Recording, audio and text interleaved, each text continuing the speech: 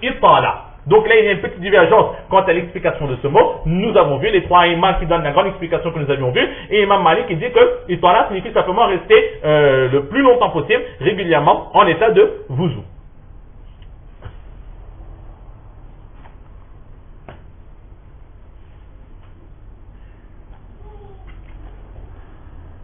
Ensuite,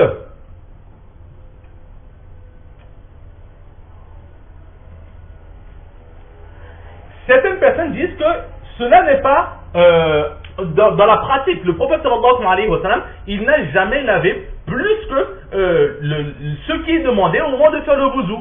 Il s'est toujours arrêté à la limite des chevilles et à la limite des coudes. Alors, d'où est-ce que ça vient, cet enseignement de dépasser un petit peu pour faire le italatul ghura wa tajmid? Alors là, il y a un récit.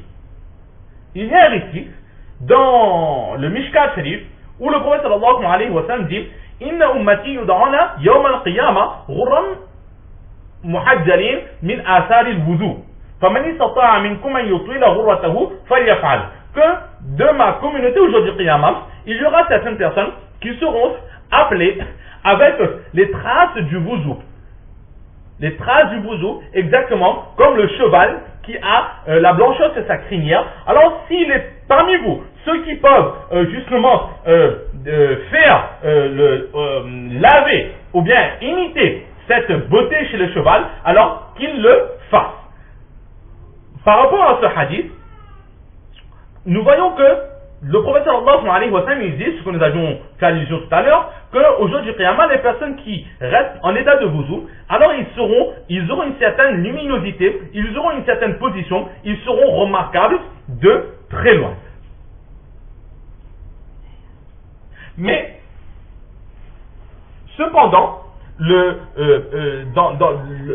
par rapport à ce hadith, certaines personnes disent que le prophète sallallahu alayhi wa sallam, lui, il dit justement qu'au jour du qiyamah, les personnes qui faisaient le wuzu, ils seront appelés, ils auront une certaine beauté. Mais le deuxième morceau, ceux qui peuvent agir ainsi qu'ils le fassent, alors certaines personnes disent que là, ce n'est plus les paroles du Saint-Prophète sallallahu alayhi wa sallam, mais ce sont les explications de Hazrat Abu Huraira radiyallahu ta'ala an. Donc par rapport à cela, il y a des petites divergences, et c'est par rapport à ce hadith que nous venons de dire, et cette parole que Hazrat Abu Huraira radiyallahu ta'ala an, c'est son explication, où on dit ceux qui peuvent agir ainsi, dépasser les membres pour faire le wudu qu'ils le fassent. Là, ce n'est pas le hadith du Saint-Prophète sallallahu alayhi wa sallam, c'est par rapport à cela que Imam Malik alayhi rahma, il dit que le itala dans le wuzu, c'est de rester en état de wuzu le plus souvent, et il réfute l'enseignement que les trois autres imams ils ont donné. Maintenant, très rapidement pour terminer, nous voyons le hadith que nous avons.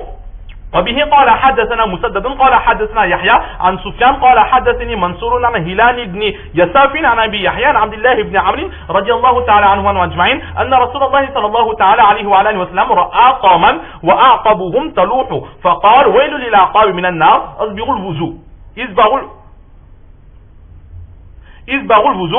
Alors le prophète Imam Abu Daoud alayhi rahma, qui rapporte de son professeur Moussaddad, qui rapporte de Yahya, qui rapporte de Sufyan, qui rapporte de Mansour, qui rapporte de Hilal fils de Yassaf, qui rapporte d'Abu Yahya, qui rapporte de Abdullah fils d'Amr radiyallahu ta'ala anhu wa ajma'in, qui dit que le saint prophète sallallahu alayhi wa sallam, il a vu un groupe de personnes alors que leurs chevilles étaient en train de briller.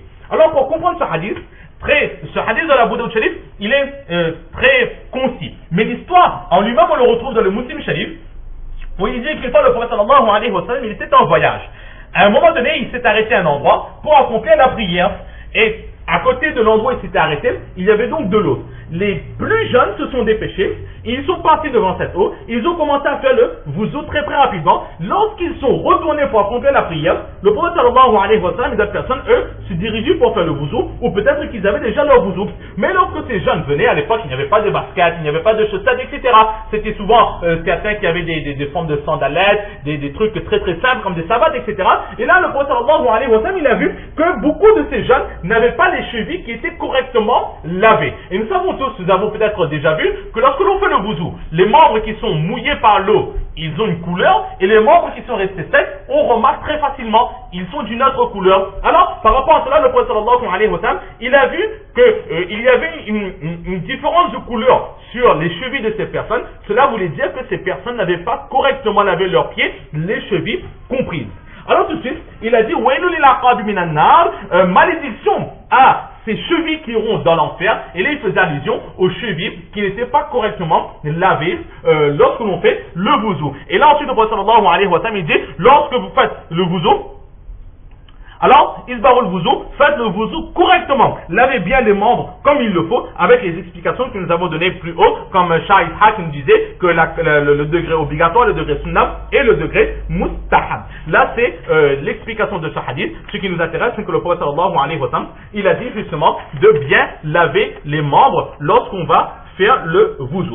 Maintenant, comment est-ce que ces jeunes, ils ont pu faire le wuzu aussi rapidement et ne pas faire attention à cela? Alors peut-être qu'ils ne se sont pas rendus compte. Ils étaient tellement précis, ils n'ont pas fait attention, et c'était le début de l'islam, ils étaient nouveaux dans l'islam, donc ils n'ont pas fait attention à cela. Le prophète sallallahu alayhi wa sallam les a rappelés à l'ordre. Ou bien peut-être qu'ils se sont dit que l'obligation c'est de laver les pieds. Et pour quelques petits endroits qui n'auront pas été mouillés, c'est pas grave, on va pas faire tout un cinéma pour juste un morceau de cheville qui n'a pas été lavé. Ils ont minimisé ce manquement, et là le prophète sallallahu alayhi wa sallam les a enseigné que cela était quelque chose de très grave. Alors, malédiction à ces chevilles qui iront dans l'enfer. La question se pose, qui ira dans l'enfer? Est-ce que c'est juste la cheville qui ira dans l'enfer, ou est-ce que c'est la personne qui n'a pas fait correctement le wuzu?